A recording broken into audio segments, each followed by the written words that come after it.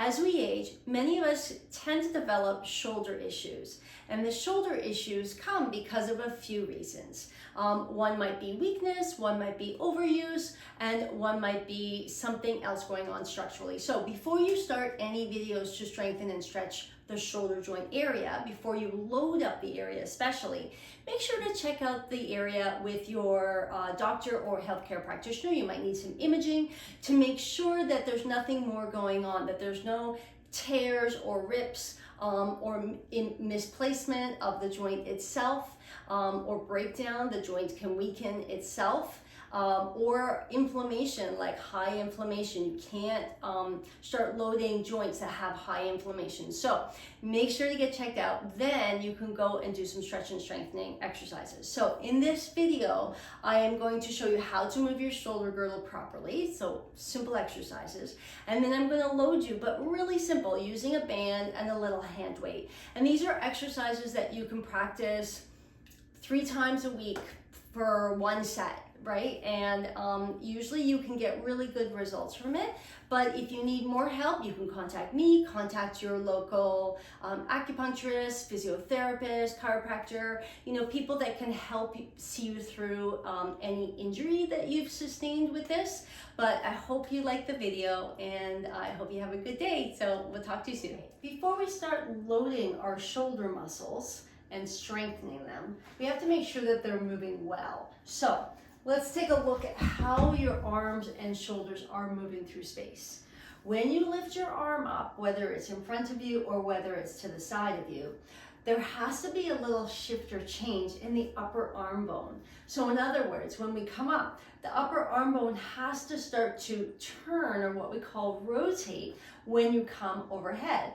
If not, there's the joint here, that is the joint within the arm, the shoulder blade, and the collarbone. That joint will get jammed up. So it's important when we lift our arm above 90 degrees that we outwardly rotate out. And I always talk about thumb up. So thumb up is going to lead the way so that that arm can rotate and all those joints can rotate together and they can move freely up into place. Same thing when you go out to the side. So once you get up to that 90 degree, thumb up, and then direct your arm upwards from there. So when you're reaching up for something on the top shelf, thumbs up, right? Don't keep your thumbs down to try and get it. The other thing is the shoulder blade has to do a little swing around. So I'm going to turn just sideways so you can see. If I don't move my shoulder blade and I don't let it swing around, what's going to happen is I'm going to elevate my shoulder, and again, I'm going to get jammed up, even though I'm leading with my thumb. So my shoulder blade back here has to do a little swing around, and that swing around will allow, again, for easy movement of that arm bone in the socket, right? So this arm is related to this socket here.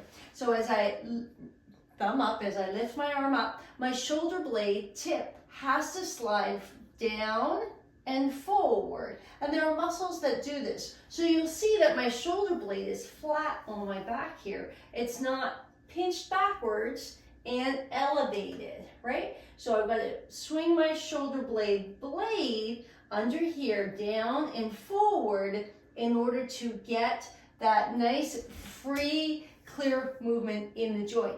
So practice that first.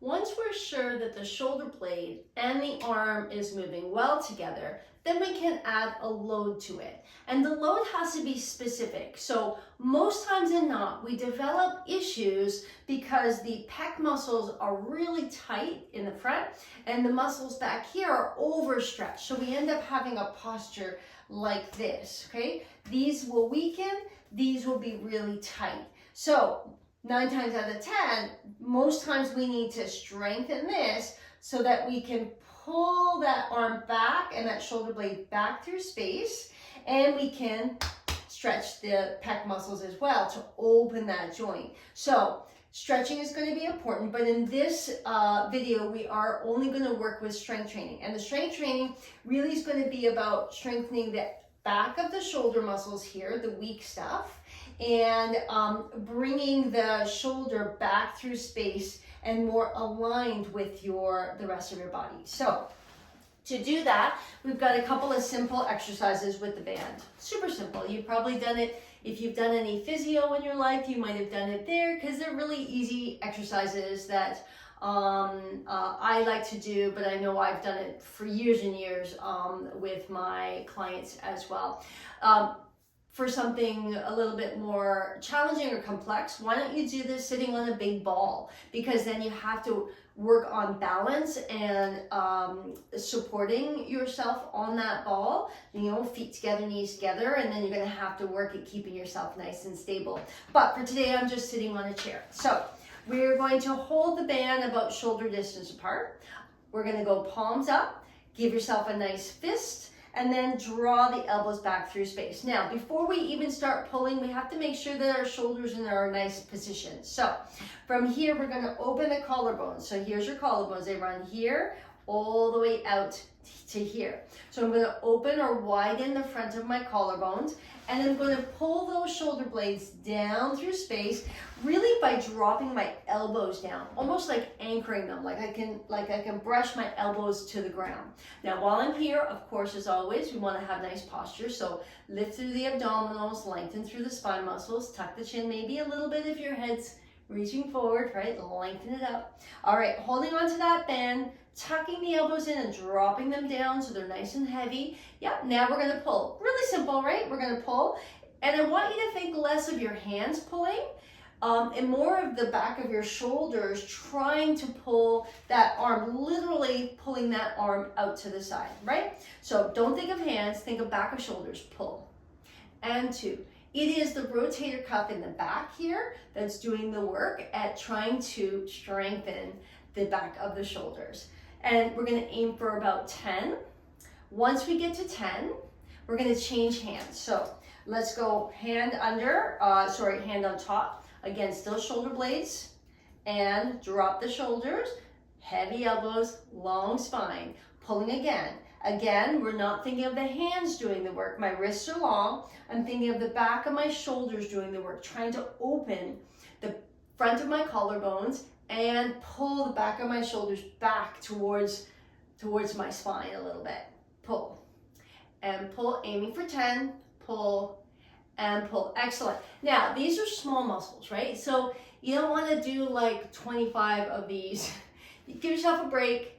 Come back and you can do another set if you'd like, but 8 to 10 is probably a good starting place. And then you can do that exercise 2 to 3 times a week, right? Doesn't have to be every day. Now I'm going to just make it a little bit more complex now. So I'm going to stand on, even though I'm sitting, I'm going to stand on my band. So I'm putting the band underneath one foot. I'm going to wrap it, just let it wrap over my knee. And then I'm going to use my other hand. Now, I'm going to do a more complex action, and that is reaching out through space, okay? So I'm no longer just doing this. This is kind of the beginning action. The next action starts with the same action, but then it goes to extension, okay? Which requires a little bit more muscle work. So again, really easy. You're not going to know how much tension you need until you start 1 or 2. So I'm going to start about here. I'm going to hold on to the band with a nice strong fist and a nice long wrist. All right, so again, my hand is not pulling. The back of my shoulder is going to contract to pull my shoulder back. Once I find that and I feel like I've stabilized that, then I'm going to continue using those arm muscles to stretch out through space. And my knee is holding that band nice and taut, and then come back. So my knee is not moving, right? So again, I'm going to decide if I go higher up on the band, then I start with less tension to start with, and it's going to be easier for me. If I start lower on the band, closer to my knee, I'm going to have more tension to start with, and I may not be able to even get out there. So for me, I'm about halfway. So I want some tension, a little bit of tension, and then I can have that big tension at the end. So tall through the abdominals, shoulders down, long neck. We pull back of the shoulders, open the collarbones, find that tension through the back of the shoulders first, and then continue that stretch out. Out and back. Good. Again, shoulders out and back. You have to be really specific, I think, when you're working the shoulder joint muscles, because they are a very shallow ball and socket. And because of that, and their range of movement is bigger than what your hip socket would be. So because that range is bigger, there's more room for error, if that makes sense. And that error often then lands on you potentially injuring or pulling areas that you shouldn't be, or overworking areas that you shouldn't be. So for this one, again, if it's opening, engaging. If 5 to 7 of these work, great. If 8 to 10 work, fabulous. Let's try the other side. So I'm going to stand on my band. I'm sitting while standing on my band. And then I'm going to cross it over my knee. And again, holding on where I think I'm going to be able to manage. So tall through the waist, long through the neck. And I start the action first through the back of the shoulders. I can physically feel, if I put my hands back here, I can physically feel those muscles fire. So no muscles here, lots of muscles here. And then I'm going to pull that band across. Now this is my weak side. So I know I might go a little bit slower so I can really figure out how to engage with that shoulder girdle, so I'm working properly and I'm not wrenching anything, I'm not jamming anything in the socket. So pull back of the shoulder, reach, and this one I probably won't be able to do 8 to 10. So clearly I need to do a little bit more work too on this side. Let's do one more. So I'm opening, engaging, stretching away, and back. So those are 3 super simple ones that you can do, right? The next one we're going to do is just going to be a nice wide apart position like this. So about 1.5 of your shoulders, give or take. And this one we're going to start with the arms out, straight in front of you, opposite the chest, a little below the shoulders, tall through the spine. Make that nice fist with long wrists. Now make sure you're not locking your elbows. This is locking elbows, and I want elbows to be nice and soft and long. So pulling, again, my hands aren't pulling. The back of my shoulders are pulling. Pull and back. Pull. So I feel my shoulder blades, the muscles around the back of my shoulder blades engage first before I pull with my hands. And my pecs are not working here. In fact, my pecs are stretching here. Engage, pull. Good. One more. Engage, pull, and down. And again, maybe we just got to give a little break in between some of these. Maybe you have to do some circles just to release some of the tension. These are small muscles again, right? So they don't require a lot of heavy work. Now, the other thing that we can do to strengthen up the deltoid muscle in a really simple way. I saw this, a tennis player was doing this the other day to help with her shoulder muscles, and it looked really simple, and I thought, hey, that looks like a good idea. So I'm using 3 pounds, but maybe 4 pounds, maybe 5, but it doesn't have to be heavy. It just has to be enough that you're engaging the muscles of the deltoid for a bit, maybe like a count to 10, and then we come down. So I'm going to go for a 90-degree angle, but before I lift my arm up, I'm going to make sure I know where my shoulder joint is. Dropping down, dropping and anchoring the shoulder blades. As I lift my arm up to that about a 90-degree angle, there you go. I'm going to stay here and I'm going to count for a count of 10. 1, 2, 3, 4, 5, 6, 7, 8, 9, 10. Now I'm going to open this up to wherever I can handle that. Okay, so maybe it's here.